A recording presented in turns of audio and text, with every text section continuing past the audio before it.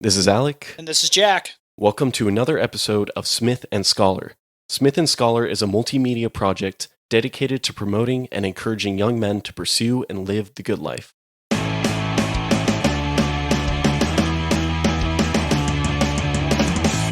And we're back. So, as we mentioned, we will be kind of in the vein of talking about different relationships and how we relate to others. Talked about community.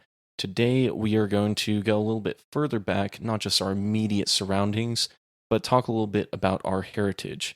So, again, as we always do, let's define what we mean.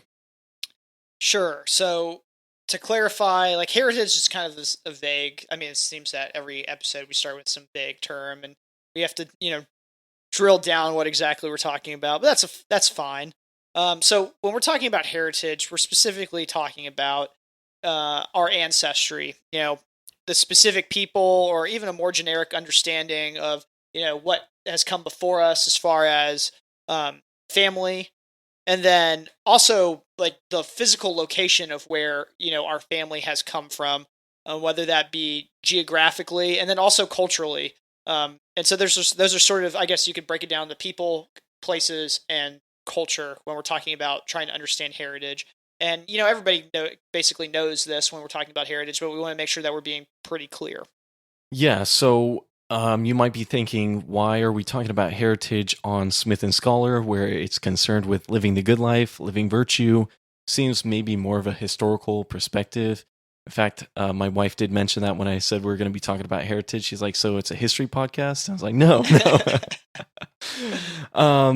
But, we can learn virtue everywhere, as we've talked about media, friends, family. Well, why not friends and family from the past?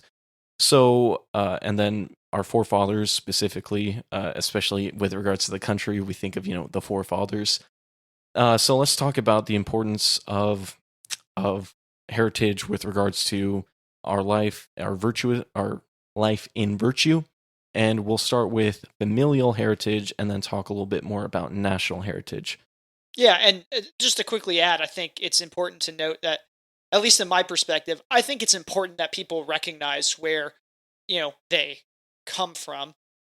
Because, like Alex said, you can learn a lot. And, in a way, like, there are certain, you know, I'm trying to think about. So, like, for instance, like, and I'll get into this, but like, Germans are considered industrious, right? And like, that's a good virtue to have, being industrious. And I think like sometimes you kind of forget about those things. And so that's kind of why I think heritage in a way is important, because you can think about, okay, here are the characteristics and traits that my, people, my family, my ancestors were proud of and tried to exemplify. And, is that something that should be important to me, and why? And so I just wanted to add that bit and why I think, how this ties to virtue. But yeah, again, more specifically, there are, I think, specific virtues tied to heritage, right? Piety, having respect for our elders, our family, and our culture, recognizing that those are important things, and they are things from which we spring forth in our background, and then also humility, right? You have to know your place among others. Like we live in a world where there's all sorts of heritages, all sorts of cultures, and they all fit in one way or another, and into like our grand experience of life. And we can talk more about one culture versus the other later, or one heritage versus the other, that sort of idea. But for now, I think you got to recognize that everybody has a background, everybody has a heritage, and those are important things. And they not just recognize that it's important as far as who you are, but it's also important in recognizing who other people are. And then, maybe thirdly, like patriotism being a virtue.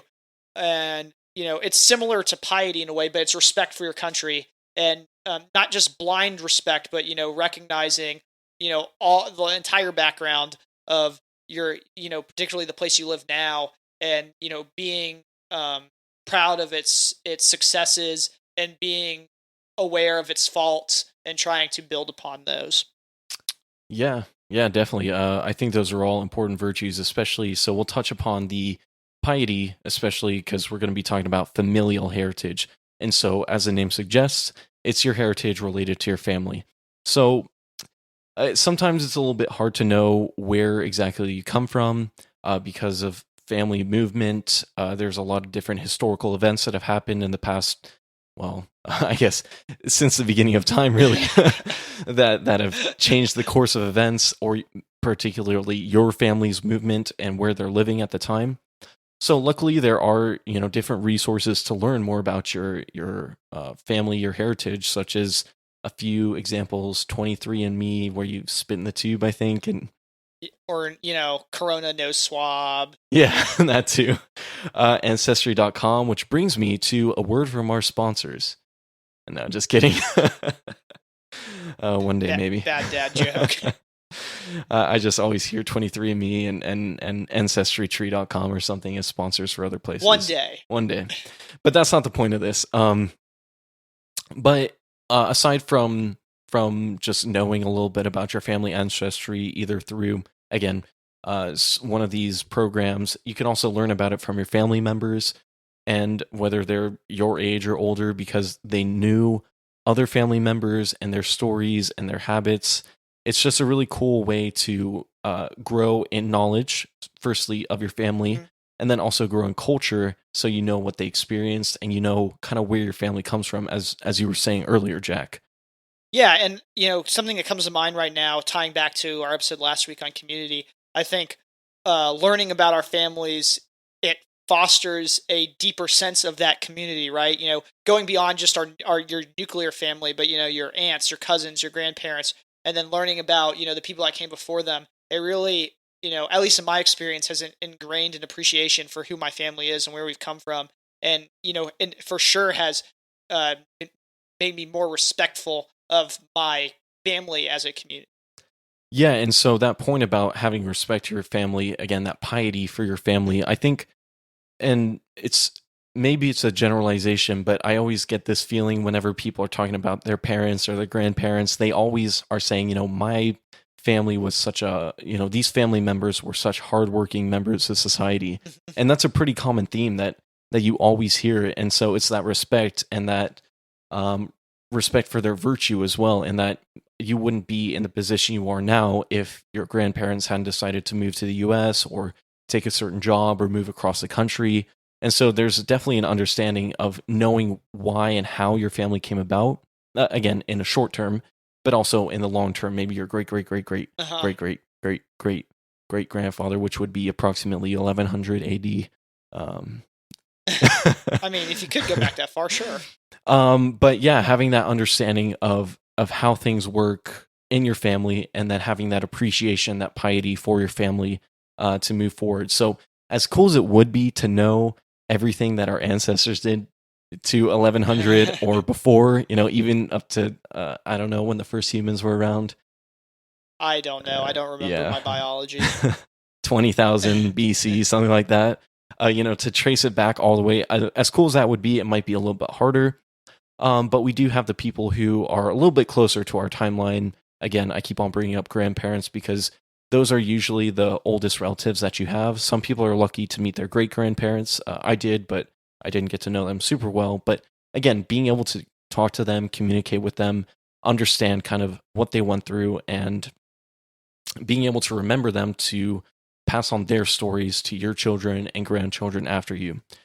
So another cool thing I was thinking about as I was making this is, especially in the line of, having this knowledge of your parents or your grandparents and what they were doing at a certain point in time, is this podcast potentially will be listened to by our children respectively, or our grandchildren, and people down the line if the internet continues, or as long as the hard drive of all our episodes are passed down passed down from generation to generation. Once we get to the Creative Commons one day, or the license free, the public domain. The public domain, that's in right. 200 years.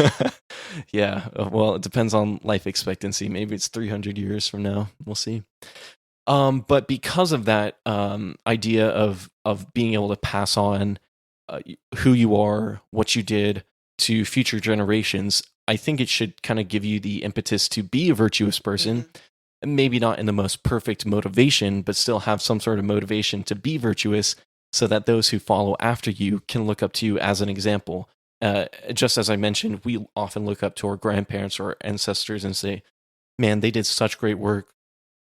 It's amazing the amount of virtue, fortitude, hard work that they put into to making our family great. Well, hopefully your grandkids and great grandkids will be able to say the same thing about you. So we should try and be a model for our family. Yeah, certainly. Um, and yeah, and not only is there, familial heritage like we've talked about, but there's also national heritage, right? Um, and actually, we usually have almost more information about our national heritage than we do about our familial heritage, solely due to the fact that, a nation's history is something that a lot of people study and publish work on, and they take a macro view of the history and pretty much report everything. Um, and, this is, akin to what we get in school, right? In U.S. history and government and all those sorts of things, in world history, even when you learn about other places.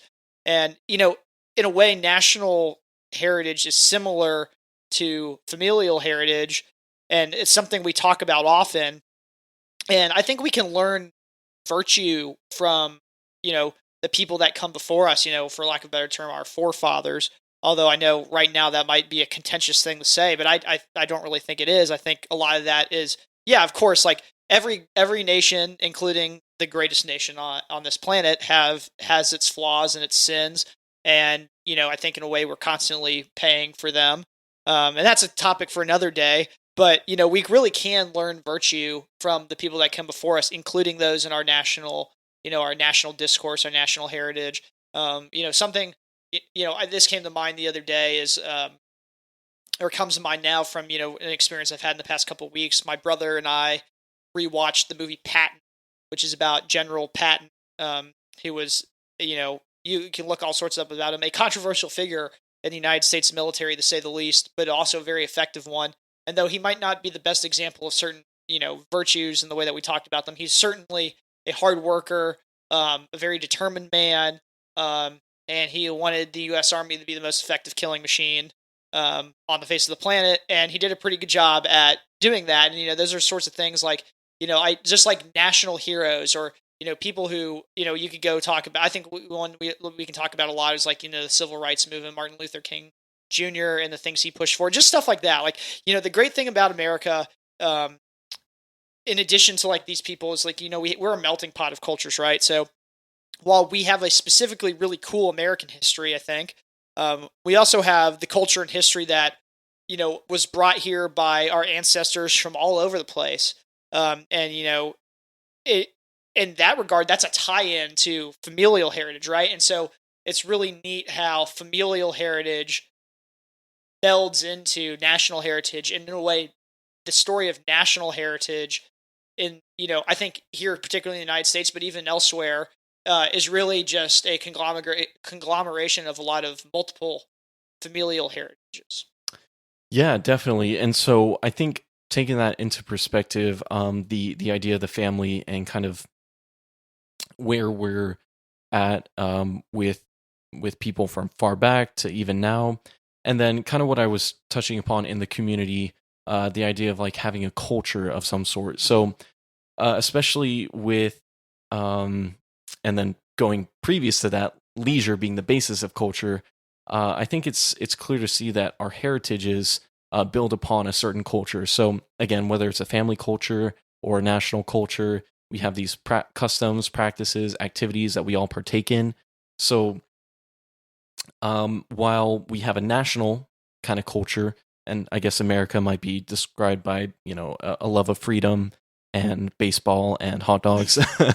No, definitely a love of freedom. So, but then each family also in turn develops its own culture, and I think that's a really important thing to do. And you do need some sort of stepping stone to make that family culture.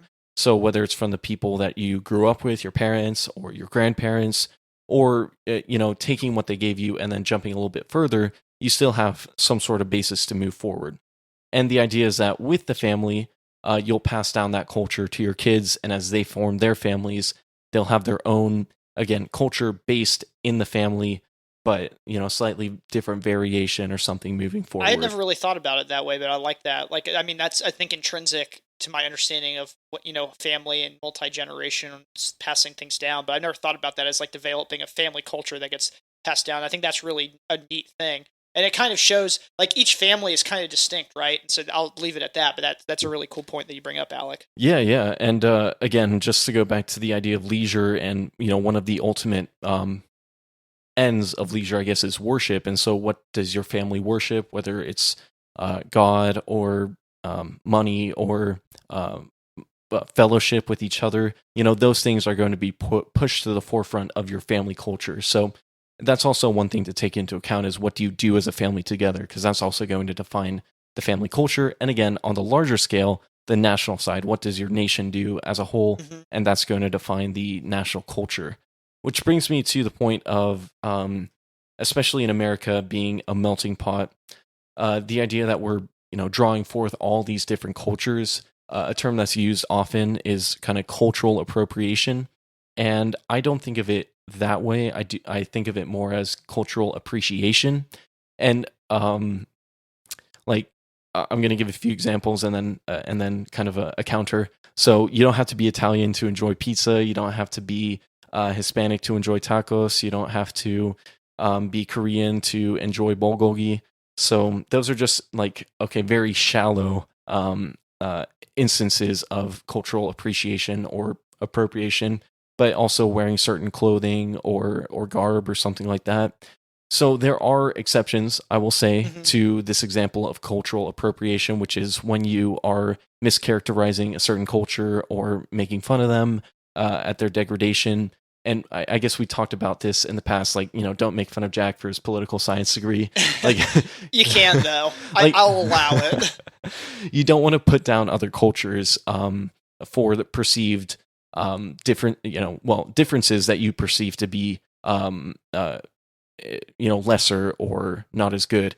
And so, I think there are instances, though, that we can point to where cultures are better than other, which might be a contentious issue. But if we just look at the Probably U.S., the most contentious thing we've talked about out of all our episodes, but probably. But I'll use an example that's close to home. So looking at the USA, if we were to look at the culture of the USA right now, then we might be able to say that this culture, there are better cultures out there through time and space. So right now, our culture is pretty focused on materialism, the gaining of stuff in our lives. And if we compare it to USA in the 50s, when after World War II, the rebuilding of the country, and we see, again, I guess it's the baby boomers. Well, the baby boomers came out of that. uh-huh. Yeah. The greatest generation, though, I think it's pretty clear just from the labels that we use and what we saw, kind of the expansion of the US and all these technological developments, that, there's a lot of innovation going on and not as much consumerism, although I guess it was the advent of consumerism. So yeah, I would say that's its own problem, but yes. But looking at US in 2020 versus US in 1950, we can say, look, there was definitely a shift in the culture, and we can say, look, culture in the 1950 might be better than 2020. And it's all about what is the order of the culture, what is it worshiping at the time. Mm-hmm. So I think it's pretty clear to see now we're worshiping material goods. Consume. Exactly. I'll say capitalism taken to an extreme. And then in the 1950s, I guess it was more burgeoning capitalism, but it was also ordered towards developing the country and making the country a better place, making America great, one might say. And so it's important that cultures are ordered towards virtue, and that's ultimately what makes one culture better than another. So not to say that, wherever you're coming from is not as good as the US. Things are different, but, there are some clear instances where we can see one culture is better. If one culture celebrates mass murder over another, I think we would say that Nazi Germany's culture is lesser than other cultures. All this in before people accuse us of wanting to go back to the 1950s. Yeah. So yeah, it is probably our most contentious opinion to date. But I think it's right, though. I mean, look, there are, I like to use like extreme examples because they great dichotomies really make, things clear, and also prevents us from having to do more nuanced discussions here, which would be fun, but also just would take too long and not our purpose here. Maybe one day. Yeah, maybe one day. But, like for instance, like cultures that, like you said, like mass extinction people, like if we have cultures that believe human sacrifice is a good, and it's clearly not. I mean, there might be some of y'all that disagree with that, but in which case we'd ask you to reevaluate your priors.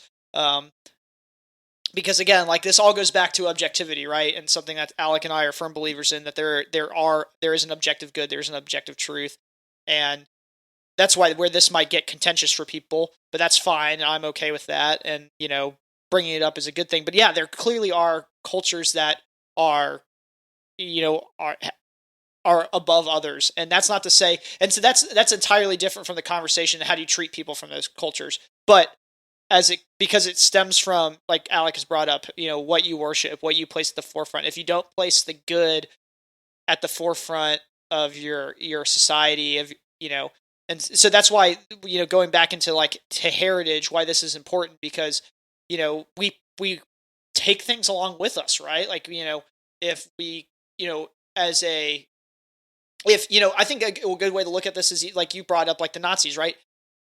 The nation of Germany has decided via law that, references, images, things depicting or that harken back to the time in which the Nazi party was in charge of Germany, those things are illegal. Why? Because they didn't want to carry those things along with them and make it part of their national heritage. And so, obviously this is an important thing, and I think it's good that Alec brings it up. Yeah, and so just to wrap this up, you should, as Jack mentioned, respect everybody from every. It doesn't matter where they're coming from. Respect is important, and then also part of that is understanding our heritage and how to celebrate it accordingly. So it's not saying like America's the best and everybody else isn't great or good or is worse than us. Right. It's not that attitude. It's celebrating differences and then also understanding how to make or help other people become better. It's not about making other people better. It's about helping other people become better or work towards the good. So yeah, again, probably most contentious point to date. But if this is something that you have a strong opinion with, write to us. Yeah, write to us. We'd love to hear from you. Exactly. So hopefully we'll get some interesting feedback on this. So okay, with that aside, let's go ahead and dive into some more personal stuff. So I don't like to get super personal on this podcast, just because I'd rather be personal in a more intimate circumstance, whether it's one-on-one or people that I know a little bit better. So I'll keep it kind of general, but it is interesting to know a little bit. I think it's interesting to know a little bit about my background because I am actually part Korean. You probably can't tell based off my skin tone and appearance, but my family does come from Korea.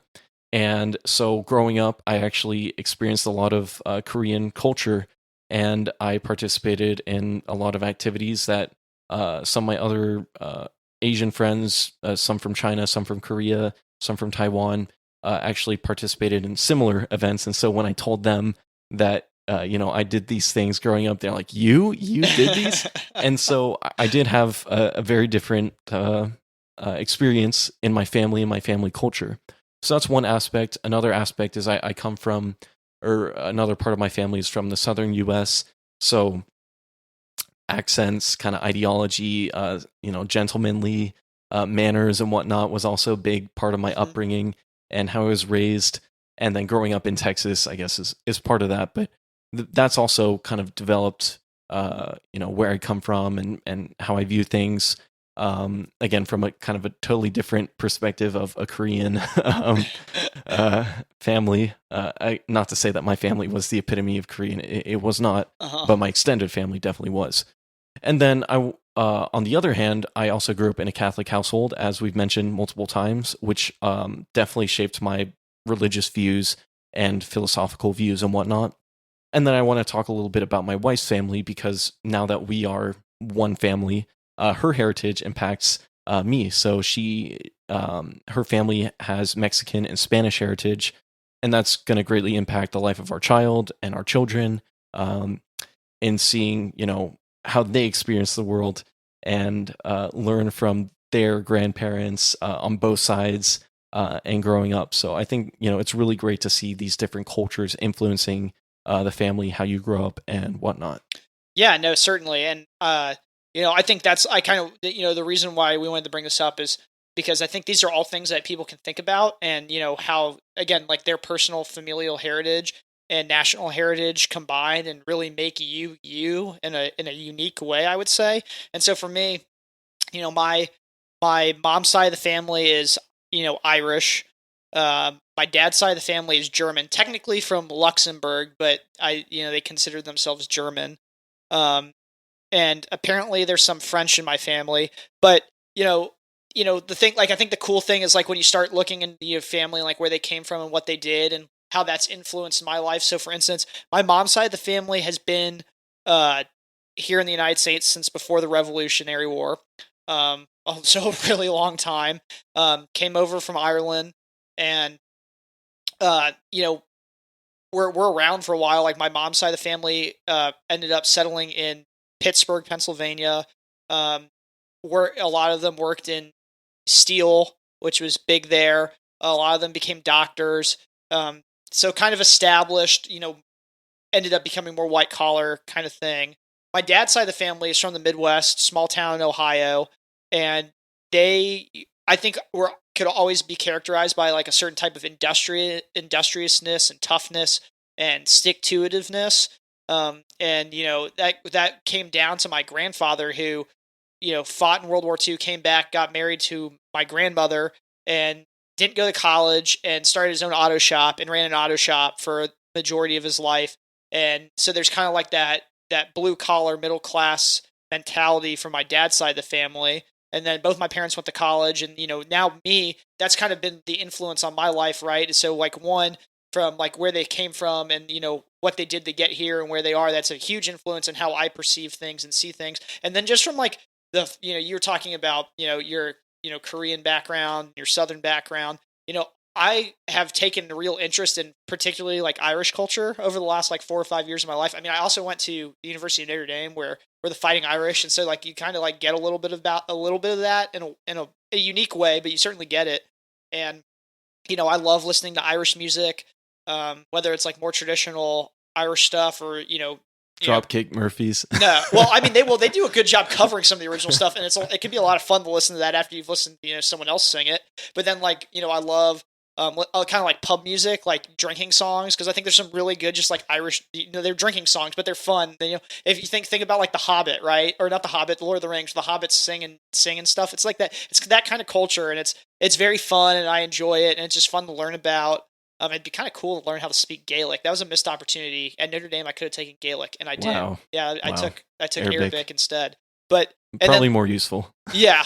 And then like on my dad's side of the family, like just it's always been cool to learn about Germany and like the different like it kind of in a way like I think we take for granted how like mixed like U.S. culture is as far as where people come from. Like Germany was kind of the same way, with the different regions and that sort of thing. It's just fun to learn about, and like that's just like it's just good to have. And I think it influences more. I think people take for granted how much heritage actually influences them, and so I encourage everyone to do some research. Ask your grandparents if they're still around, or ask your parents. I'm sure they had these conversations at some point, or at least they know on a basic level. And you can, like we talked about, then you can go study all these different things, and it's a good thing. It's all very good.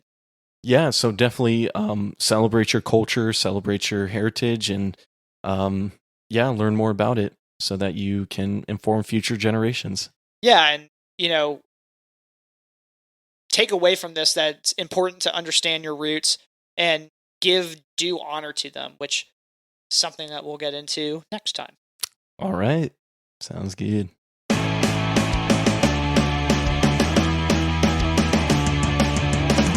Thanks for tuning in to another episode of Smith and Scholar. If you liked what you heard, please subscribe to our podcast on all the major platforms, including YouTube, Apple, and Spotify. Also, follow us on Twitter to stay up to date with everything we are doing and thinking. Finally, feel free to give us feedback and ask questions across the different platforms. We'd love to hear from you. Until next time, this is Smith and Scholar.